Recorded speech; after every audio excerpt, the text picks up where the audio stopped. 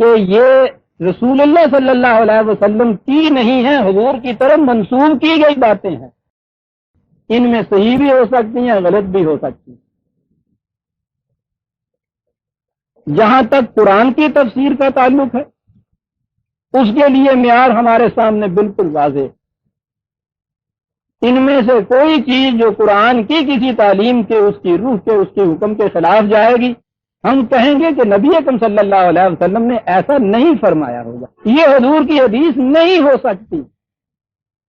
تو جو اس کے مطابق ہے، آپ کہیے گا کہ پھر آنکھوں کے اوپر ہو سکتی ہے حضور کی حدیث۔ جو شخص ایسے مقام پہ یہ کہتا ہے نا کہ میں اس حدیث سے انکار کرتا ہوں، یہ اس کے خلاف پروپیگنڈا ہے یہ کہنا کہ یہ حدیث کا انکار کرتا ہے۔ وہ انکار یہ کرتا ہے کہ یہ حدیث رسول اللہ کی نہیں ہو سکتی۔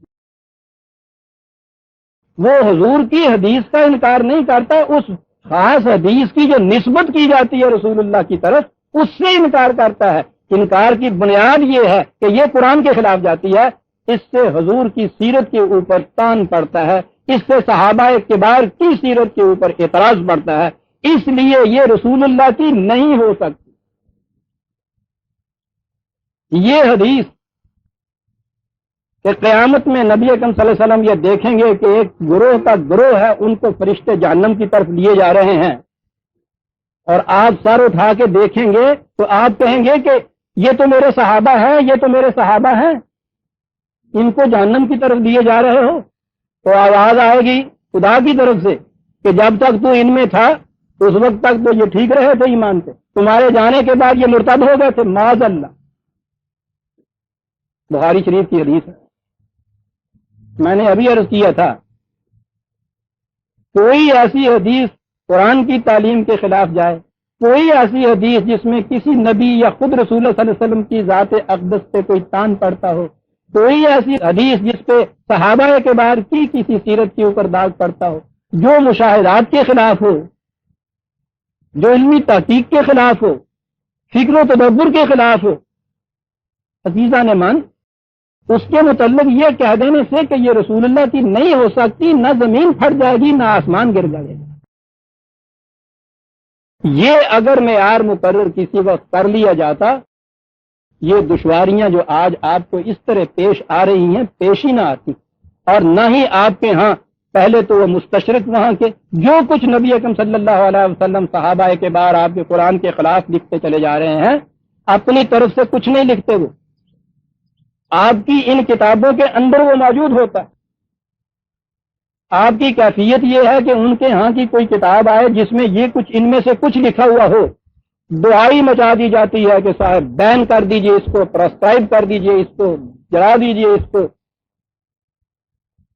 کوئی نہیں سوچتا کہ یہ جن کتابوں سے، جن چشموں سے وہ یہ پانی کا کوزہ لے کے گیا ہے، ارے ان کو بند کیجئے یا ان کی کسی طرح سے تنقید کیجئے، تنقید کیجئے۔ وہ تو بدستور بہے چلا جا رہا ہے، بدستور نہیں۔ اس کے لیے تو اتنی کوششیں ہوتی ہیں، جہاد ہوتے ہیں ان کو پھیلانے میں، تباہ کرانے میں، نشر و اشاعت میں ان کے ہاں کی،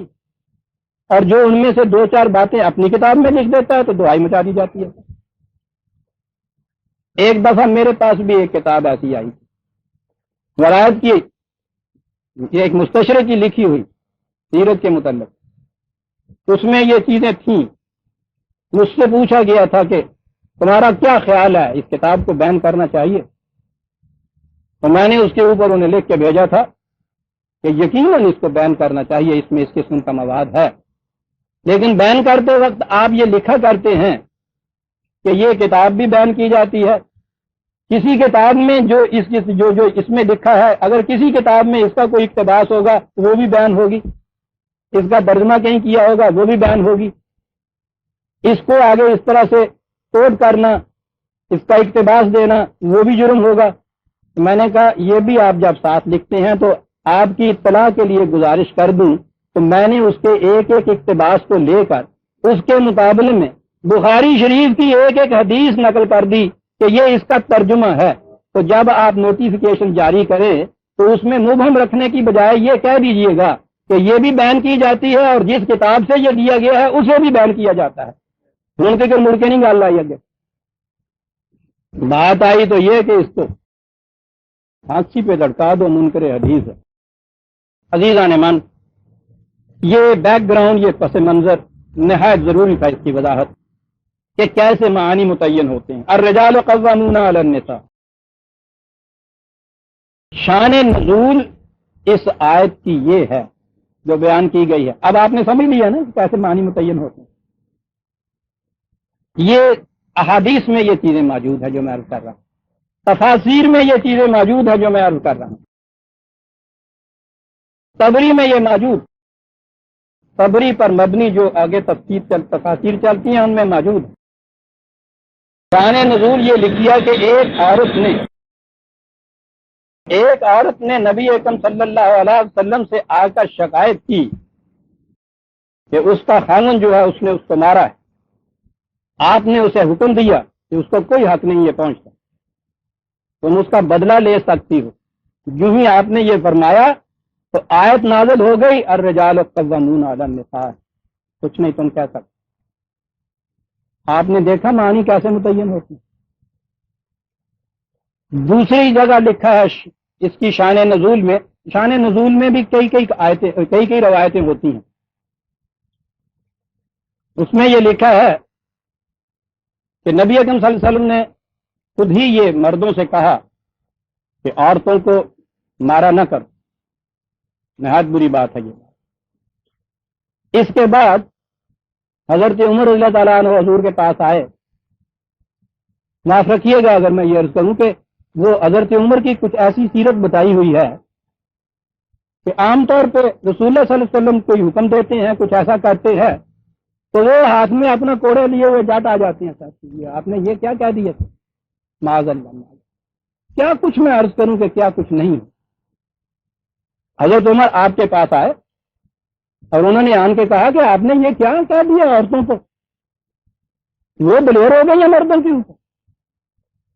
یہ جو میرے ہاں بھی آیا کرتے ہیں صاحب اس قسم کے حضرت عمر، کہ تم نے اپنے درس میں یہ کہا کر کہ عورت واجب احترام ہے، مساوات کا حق رکھتی ہے، اس کے بڑے حقوق ہیں، ان کو بڑا دلیر بنا دیا صاحب ہمارے مقابلے میں۔ بہرحال حدیث میں حضرت عمر آیا اور آپ نے کہا کہ انہوں نے کہا حضور سے کہ آپ نے یہ کیا کیا، بہت دلیر ہو گئی ہیں۔ آپ نے انہیں پھر کہہ دیا مردوں کو کہ نہیں بھائی مارا کرو۔ آپ دیکھ رہے ہیں رسول اللہ صلی اللہ علیہ وسلم احکام کیسے دے رہے ہیں، مارا کرو۔ اب مردوں کی طرف سے دھڑا دھڑ مار شروع ہو گئے تو عورتیں آئیں کہ صاحب وہ تو پہلے سے بھی زیادہ انہوں نے انتقام دینا شروع کر دیا۔ آپ نے پھر عورتوں سے کہا کہ نہیں جاؤ پھر تم بھی بدلہ لو۔ اس پہ یہ آیت ہو گئی نازل کہ نہیں، الرجال قوامون علی النساء۔ ان میں سے کسی کو یہ خیال بعد میں آیا ہوگا یہ ساری وضعی چیزیں اس طرح سے رکھنے میں،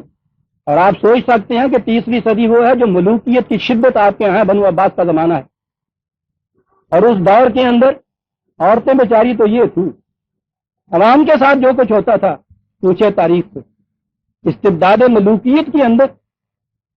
عورت کی پوزیشن، آپ کو معلوم ہے کہ جہاں ڈپارٹمنٹ تھے حکومت کے ان میں ایک بہت بہترین ڈپارٹمنٹ لانڈیوں کی خرید و فروخت کا تھا۔ بغداد کے اندر جو سب سے زیادہ بستی ہوئی مارکیٹ تھی نقاص، وہ تھی جس میں شام کو لانڈیاں نیلام ہوا کرتی۔ اب کیفیت یہ تھی، ہارون رشید ہیروز آف اسلام کے سلسلے میں نام دیا جاتا ہے، سامنے آتا ہے تو ذہن میں یہ آتا ہے کہ صاحب کیا بات تھی ہمارے ہاں کے ان خلفاء کی، سلاطین کی۔ وضاحت اس باب میں بہت تھی، نیک کا محتاج تھا۔ 3000 حرم تو ان کے بھی موجود، ہارون یا مامون کے، میں تاریخ میں دیکھوں گا، وہ بیٹا تھا۔ اس دور میں آپ کے ہاں یہ تاریخ لکھی گئی، اس دور میں یہ تفسیر لکھی گئی، اس دور میں یہ روایات لکھی گئی، تو کسی کو یہ خیال پیدا ہوا کہ یہ بات جو ہے یہ صاحب دھڑ دھڑ مار شروع ہو جاتی ہے، وہ عورتیں بیچاری شکایت لے کے آتی ہیں اور اس کے بعد یہ کہا جاتا ہے کہ نہیں تم نہیں بدلہ لے سکتی، تو یہ تو کوئی بڑی زیادتی اور ظلم ہے۔ آتا ہے نا ذہن میں یہ چیز، یہ ذہن میں آیا، آپ دیکھیے کہ تلافی کیسے ہو رہی ہے اس بات، سمجھ لیے۔ تلافی یوں ہو رہی ہے کہ اس کے بعد یہ لکھا ہوا ہے کہ رسول اللہ صلی اللہ علیہ وسلم نے فرمایا، کیا عرض کروں کہ اردنا امرنگ اراد اللہ ہوگا، کہ بھئی ہم نے تو کچھ اور بات سوچی تھی، اب میں کیا کروں، خدا نے اس کے خلاف حکم دے دیا، تم بھی ماتھا پیٹو میں بھی پیٹتا ہوں۔ یا اللہ اے محمد گر قیامت را براری سر جے خاک سر برارو این قیامت درمیان حلقی، 1000 برس سے تیری امت ان چیزوں کو سینے سے لگائے ہوئے انہیں تیری طرف منسوخ کیے چلی جا رہی ہے، انہیں قطعاً احساس نہیں ہے کہ ایک دن تیرے بھی سامنے جانا ہے، خدا کے سامنے بھی جانا ہے۔ کہہ رہے ہیں میں کیا کروں، مجھے قابل اعتراض کیوں مانتے ہو، میں نے تو کچھ اور چاہا تھا، خدا نے کچھ اور کر دیا۔ اس نے کہہ دیا ہے کہ یہ عورتوں کے اوپر حاکم ہے۔ یہ ہو گئی عزیزان مان اس شان نزول کے بعد تبری کے اندر اس کی جو تفسیر آئی، وہاں آئی یہ بات کہ حاکم ہیں، دروغے ہیں، یہ حق حاصل ہے ان کو۔ میں کہتا ہوں یہ جو ہے اس طرح سے مار پیٹ کا حق تو جیل خانے کے دروغے کو بھی نہیں ہو سکتا، وہ بھی چھپ چھپا کے تو کچھ یہ کرتا ہوگا۔ یہ کہ یہ اب اس کے بعد شریعت کا حکم آپ کے ہاں آ گیا تو یہ حاکم اور دروغے ہیں، یہ مار پیٹ سکتے ہیں، اس کی فریاد نہیں کی جا سکتی کہیں۔ شریعت کا حکم ابدی غیر متبدل، یہ ہے عزیزان مان جو اس کی تفسیر میں آیا۔ اب آگے چلیے، جو مجھ سے کہا جاتا ہے کہ تم یہ جو چیز بیان کر رہے ہو یہ کس طرح سے بیان ہو رہی ہے صاحب، تو میں نے گزارش کیا کہ پہلی چیز جو ہے وہ تو یہ اللہ تعالیٰ کی اس توفیق پہ میں جتنا بھی سجدہ شکرانہ بجا لاؤں کم ہے کہ یہ بات سمجھ میں آ گئی کہ قرآن کی آیات کا مفہوم قرآن کے اندر سے سمجھ میں آ سکتا ہے۔ پہلی بات یہ آئی، نہیں غلطی کر رہا ہوں، مقام اور ہے۔ جس نے میرے کان میں یہ پہلی دفعہ بات ڈالی، میں متشدد قسم کا ملا تھا، یہ ساری جتنی احادیث اور تفاسیر اور یہ تاریخیں یہ ساری کی ساری اسی طرح سے پڑھا تھا، ان پہ اسی طرح سے عقیدہ رکھتا تھا۔ جب دور شروع ہوا ہے مجھ پہ شکوک کا، شبہات کا، اعتراضات کا، اور جب نکلی ہے زمین پاؤں کے تلے سے، بہت بڑا احسان تھا اس کا جس نے یہ کہا کہ ان چیزوں کو چھوڑو۔ یہ بھی میں تمہیں بتاتا ہوں کہ یہ کہاں سے آئیں، اور پھر یہ بھی بتاتا ہوں کہ اس کشتی کا لنگر صرف قرآن کریم ہے، قرآن کے سمجھنے کا طریقہ یہ ہے، دو لفظ سے عزیزان مان، تصریف آیات اور محاورہ عرب، یہ انہوں نے مجھ سے کہا۔ علامہ اقبال علیہ آسماں اس کی لحد پر شبنم افشانی کر، مجھے دوسرے نے کیا کہتے ہیں مجھے غرض نہیں، اپنے متعلق یہ عرض کر رہا ہوں کہ مجھ پہ جو احسان ہے وہ یہ عرض کر، یہ چیزیں آئیں کہاں سے، اس کے لیے تو تاریخ میں رہنمائی انہوں نے کی۔ پھر 10 سال میرا وہ دور گزرا جس میں ایک ایک چیز جو اسلام کے اندر آئی ہوئی ہے اس کا اصلی سرچشمہ ان تاریخوں سے اور ان چیزوں سے میں نے خود نکالا۔ تصریف آیات کے معنی یہ ہوئے کہ قرآن نے ایک جگہ جو کہا ہے، سارے قرآن میں دیکھو اس کے متعلق کیا کچھ کہا گیا ہے۔ میں نے قرآن کو اس طرح سے شروع کیا تھا۔ اللہ کا احسان یہ ہے، قرآن پہ یوں سمجھ لیجئے کہ 40 سال ہو گئے اس انداز سے قرآن پہ غور کیا۔ اور اگلی چیز تھی محاورہ عرب، یعنی یہ دیکھو کہ اس دور میں یہ جو زبان عربی تھی اس میں ان کے معنی کیا تھے، بڑی اہم چیز ہے۔ اس لیے کہ قرآن نے کہا ہے کہ خدا نے کہا ہے ہم نے قرآن کو عربی مبین میں نازل کیا ہے، تیری قوم کی زبان میں اس کو آسان بنایا ہے، تو وہ بڑی ضروری چیز ہے کہ وہ بھی دیکھی جاتی ہے۔ اب وہ کیسے دیکھی جائے، یہ سارا کچھ میں نے اس تمام دوران میں کیا تھا عزیزان من۔ یہ محاورہ عرب والی بات جو تھی یہ آگے باقی، یہ چیزیں اس سے پیشتر کہیں ہوئی مجھے نہیں ملی تھی، بہت تلاش کی، جب نہیں ملی قرآن کی وہ تصریف کی چیز بھی میں نے کی، وہ تبویب جو میرے ہاں رجسٹروں پہ رجسٹر لکھے ہوئے ہیں۔ میں یہ عرض کروں کہ اب آخری چیز جو اس وقت آخری میں کہہ رہا ہوں، پتہ نہیں اللہ اور توفیق دے گا تو قرآن کے متعلق کیا کروں گا۔ اس وقت 4-5 برس ہو گئے ہیں مجھے تبویب قرآن جسے کہتے ہیں، کلاسیفائی کرنا قرآن کو، وہ میں کر رہا ہوں، اس پہ لگا ہوا ہوں۔ کوئی ایک موضوع آپ کے ذہن میں آئے،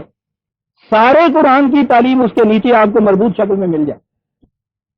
اسے کہتے ہیں تصریف آیات۔ اگلی چیز تھی جسے میں نے کہا محاورہ عرب، کہ عربوں کے ہاں ان الفاظ کے معنی کیا تھے؟ غنیمت ہے یہ چیز کہ ہمارے ہاں کچھ تو جاہلیت عرب کے زمانے کا، اس زمانے میں کتاب تو کوئی ہوتی لکھی نہیں، عربی زبان میں قرآن کریم سب سے پہلی کتاب ہے، اس سے پہلے کتاب کوئی تھی نہیں۔ شعراء کا کلام ان کے ہاں کا جو تھا وہ عربی زبان کے اندر متداول چلتا تھا، وہ آگے منتقل ہو کے آیا۔ اور شعر میں یہ بات ہے، ٹھیک ہے اس میں بھی تعریف ہو جاتی ہے، بہت سے شعر لوگ خود بنا کے کسی کی طرف منسوب کرتے ہیں، لیکن شعر جو منتقل ہو کے آتا ہے وہ بالفاظے ہی منتقل ہو کے آتا ہے، وہ لفظوں میں منتقل ہو کے آتا ہے۔ ایک تو ہمارے ہاں یہ چیز بڑی ایڈوانٹیجس رہی کہ وہ ایک ذخیرہ جو تھا قبل از اسلام کی عربی زبان کے متعلق وہ منتقل ہو کے آگے آیا، اور اس کے بعد جو ان کی بنیادوں کے اوپر لغت بھی مرتب ہمارے ہاں ہوئے، انہوں نے ہر ایک میں تو نہیں، جو زیادہ مبسوط لغت تھے انہوں نے اس میں کیا یہ کہ یہ جو تھے الفاظ زمانہ جاہلیت کے اندر کی جو چیزیں ان کو سند میں ملی ان کے اعتبار سے بھی ان کے معنی انہوں نے اس میں دیے، اور یہ بھی لکھا کہ تفسیر میں اس کے متعلق یہ آیا ہے، روایت میں اس کے متعلق یہ آیا ہے، ایسی کتب لغت بھی ملی۔ میں نے پھر جب دیکھا کہ قرآن کا ایک ایسا لغت ہونا چاہیے کہ جس میں یہ جو چیزیں ہیں جن کو آپ تفسیر میں یا روایت میں، تاریخ میں، شان نزول میں یہ کچھ آیا ہے، یہ تو نہ ہو اس کے اندر، اس میں ہو یہ کہ زمانہ نزول قرآن میں ان الفاظ کے معنی وہ عرب کیا لیتے تھے، اور قرآن کریم میں اس کی وضاحت کس طرح کی گئی ہے۔ تصریف آیات اور محاورہ عرب کی بنیادوں کے اوپر ایک لغت ہونا چاہیے۔ عزیزان من، اس کی بارگاہ میں پھر سر نیاز جھکاتا ہوں، کسی ایک فرد کے بس کی بات ہے نہیں۔ لین نے جب اپنا لیکسیکن لکھا ہے، اس نے جب ارادہ ظاہر کیا تھا تو اس نے کہا تھا کہ میرے پاس فنڈز نہیں ہیں۔ لارڈ نارتھ پوک وہاں کا ایک نواب، اس نے اپنی ریاست اس کو دے دی، کاہے کے لیے؟ عربی کے لغت لکھنے کے لیے، انگریزی۔ یہ تو فائنینسز تھے، مصر میں آ کے بیٹھ گئے، کم از کم 40-50 کا ایک گروہ اسکالرز کا وہ ساتھ تھا، 20 سال لگے لینز لیکسیکن۔ زمانے کی بدقسمتی کہ وہ حرف قاف تک پہنچا تھا کہ اس کی ڈیتھ ہو۔ وہ لوگ تو ایک طرف رہے، ادھر ہم میں سے بھی کسی کو توفیق نصیب نہیں ہوئی کہ انہی لائنز کے اوپر تو باقی حصہ بھی اس کا مکمل کر دیا جائے۔ باقی حصے کے متعلق جو وہ نوٹس چھوڑ گیا تھا صرف وہی ہے ایک جگہ دیے ہوئے۔ میں یہ عرض کر رہا ہوں کہ ان میں سے بھی جو لوگ جن کو علم کے ساتھ دلچسپی یا شوق یا جنون ہوتا ہے وہ کیا کرتے ہیں، لغت لکھا تو اس کے چھپوانے کے لیے اس نے انتظام یہ کیا کہ کوئی اور چھاپے خانہ اس طرح سے نہیں چھاپ سکتا۔ اس کے لیے اس کا جو بتیجا تھا، یہ جو لین پول ہے نا ہسٹورین، یہ اس کا بتیجا تھا۔ آپ کس نے اگر کسی نے پڑھی ہے ان کی ہسٹری لین پول کی تو وہ جانتا ہے کتنا بڑا یہ شخص اسکالر ہے۔ اس نے اپنے بتیجے کے ذمہ صرف یہ کام لگایا کہ اس لغت کو چھاپنے کے لیے ٹائپ جو ہے مرتب کرو، ٹائپ مرتب کرایا، چھاپے خانہ ایک بنایا، اس میں بہرحال یہ چیز جو تھی یہ کی۔ میں کہہ رہا ہوں کہ لغت کا لکھنا کیا ہوتا ہے۔ یہ ایک فقیر بے نوا دفتر کا ایک کلرک تھا، لیکن میں محسوس کر رہا تھا کہ یہ ہونا چاہیے۔ سارے ہندوستان میں قبل تقسیم بھی یہ ہے، ایک ایک سے میں نے یہ چیز کہی کہ ایسے کرنے کی بات ہے، کسی نے بھی ہمت نہ کی۔ بہرحال میں عرض کر رہا ہوں کہ بطور تحدیث نعمت یہ عرض کر رہا ہوں، کسی فخر کی بنا پہ نہیں۔ تو آپ کو پھر معلوم ہے کہ یہ لغت مرتب کیا میں نے، جتنے مستند کتب لغت ہیں عربی زبان کے، ان کے حوالے سے ایک ایک لفظ قرآن کے معانی وہ متعین کر کے اس میں دیے جو انہوں نے اس زمانے کی عربی زبان کی روح سے کیے تھے جو قرآن کے زمانے میں رائج تھی، اور ہر لفظ کے متعلق پھر یہ بتایا کہ قرآن میں اس کی تفسیر کیا آئی ہے۔ یہ ہے لغات القرآن۔ اب آپ نے سمجھ لیا کہ جس نے آج کچھ قرآن کے متعلق کرنا ہو اسے کس نیت سے یہ کرنا چاہیے. میں نے بہرحال ایک بنیاد رکھ دی ہے، طرح ایک ڈالی ہے. آنے والے مجھ سے زیادہ جو مجھ سے آگے ہوں گے علم و فضل کے ہاں، وہ اس کے اوپر اور عمارتیں استوار کریں گے. بنیاد ہے یہ جو میں نے عرض کیا. یہ جو لغت ہیں ان کے اندر یہ چیز موجود ہے، جس کا جی چاہے لسان العرب اٹھا لے، تاج العروس اٹھا لے، مستند ہیں یہ کتابیں، میرے لغت میں حوالے موجود ہیں. قوامون علی النساء یہ اس میں دیا ہوا ہے ان لغت کے اندر. قوامون علی اس کے ساتھ تو حرف آیا، اس میں یہ لکھا ہوا ہے انہوں نے کہ کامر رجل علی مرأۃ. اس لفظ کے معنی ہوتے ہیں یا ان الفاظ کے معنی ہوتے ہیں معنیٰ، وہ اس کی ضروریات زندگی کا ذمہ دار ہوا، وہ اس کی رزق پہنچانے کا کفیل بنا، معین لہا. اور پھر انہوں نے یہ شان نزول وغیرہ بھی دی ہیں کہ شان نزول تو اس کی یہ آئی ہے، تفسیر میں یہ آیا ہے، اور محاورہ عرب میں اس کے لیے مرادف لفظ جو تھے معین لہا. بات صاف ہو گئی. قرآن کریم نے کہا یہ تھا پہلے عورتوں اور مردوں کے متعلق، ما فضل اللہ بہ بعضکم علی بعض. یاد رکھیے بایولوجیکلی فطری طور کے اوپر پیدائش کے اعتبار سے، ان کی ساخت کے اعتبار سے کچھ جوہر ایسے ہیں مردوں کے اندر، بعضکم علی بعض. کہیں قرآن میں یہ نہیں کہا ہے کہ مردوں کو عورتوں پر تفضیل، عورتوں اور مردوں کا اکٹھا ذکر کیا اور کہا یہ کہ ایک کو دوسرے پر، اس کو اس پر. کچھ باتیں وہ ہیں جس کے اندر مردوں کے اندر یہ جوہر زیادہ، کچھ وہ باتیں بھی ہیں جس میں عورتوں کو افضلیت ہے تمہارے اوپر. اس لیے یہ نہ تصور کر لو کسی طرح سے کہ یہ افضل ہے ہم سے، ہم تو بہتر ہیں. عورت اپنے ذہن میں یہ بات نہ تصور کر لے جو پتہ نہیں کتنے ہزار سال سے اس کے دل میں یہ راسخ کر کے رکھ دیا گیا ہے کہ تم کم تر ہو، تم ذلیل تر ہو، تم حقیر تر ہو، تم بیوقوف ہو. اور جب پھر روٹی ہاتھ میں رکھ لی جائے تو پھر تو وہ سارا ہی کچھ ہوتا ہے. تو اس کے بعد تو ظاہر جنہیں کوٹھی سے دانے اور کملے بھی سے بات فضل اللہ بھائی بعضکم علی بعض. پھر آگے یہ کہا کہ یہ اکنامک پرابلم ہے نا. تم یہ کہتے ہو کہ عورتیں جو ہے یہ کچھ کما نہیں سکتی، مردی ہیں ان کی پراپرٹی ہو سکتی ہے وہی للرجال نصیب مما اکتسبوا وللنساء نصیب مما اکتسبن. کما کے نہیں سکتی ہیں، وقت ہے ان کے پاس اگر فاضل بچتا ہے اپنی وہ فطری جو وظائف اور تقاضے ہیں ان کو پورا کرنے کے بعد افزائش نسل،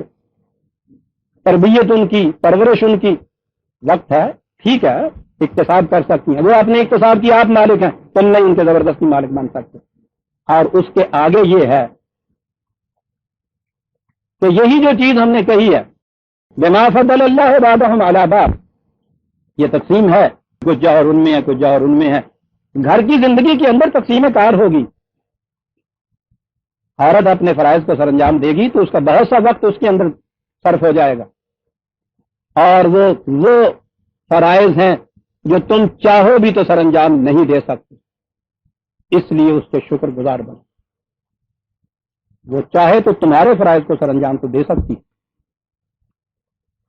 وہ انڈسپینسیبل ہے. اپنے فرائض کی سر انجام دہی کے لیے جب اس کو یہ سارا وقت دینا پڑے گا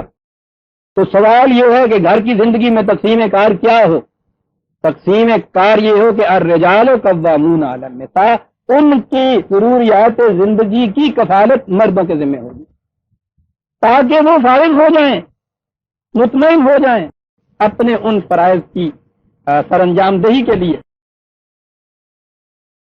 یہ گھر کی زندگی میں تقسیم کار ہے جو قرآن نے کہی، یعنی عمومی میں نے کہا ہے. یہ پہلے جب کہا ہے کہ عورت کما بھی سکتی ہے، اگر یہ نقشہ نہیں ہے ٹھیک ہے اکنامکلی انڈیپینڈنٹ بھی ہو، لیکن گھر کی زندگی میں کہا کہ عمومی نقشہ یہ ہوگا وہ یہ تاکہ وہ اپنے فرائض کی تکمیل میں مطمئن ہو جائے. اس کے لیے یہ ضروری ہے کہ مرد اس کے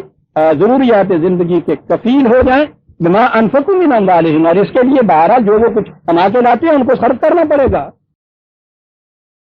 تاکہ آگے فالصالحات قانتات حافظات للغیب بما حفظ اللہ، یہاں ان میں کہیں نہیں لکھا کہ نیک عورتیں وہ ہیں جو پھر عطایت گزار ہوتی ہیں، اپنے خامدوں کی اس میں ہے ہی نہیں ہے، یہ اپنی طرف سے اضافہ ہے۔ صالحات صحیح صلاحیتیں جو اس کے اندر ہیں عورت کے، ضرورت اس کی ہے کہ یہ صلاحیتیں جتنی اس کے اندر بحیثیت عورت کے ہیں، یہ ان فرائض کی سر انجام دہی کے اندر صرف کرے جو یہی سر انجام دے سکتی ہے، مرد نہیں دے سکتے۔ عزیزان من، قرآن کا لفظ دیکھیے، جھوم جائیے، قانتات، ترجمہ ہمارے ہاں ہو گیا فرمان بردار۔ عربی محاورے کی روح سے وہ لوگ استعمال کرتے تھے، صحراؤں میں جاتے تھے، پانی کی بڑی کمی ہوتی تھی، مشکیزہ ان کے ہاں ہوتا تھا، مشکیزے میں پانی بھرتے تھے۔ فقائے قنیت ان کے ہاں ایک لفظ،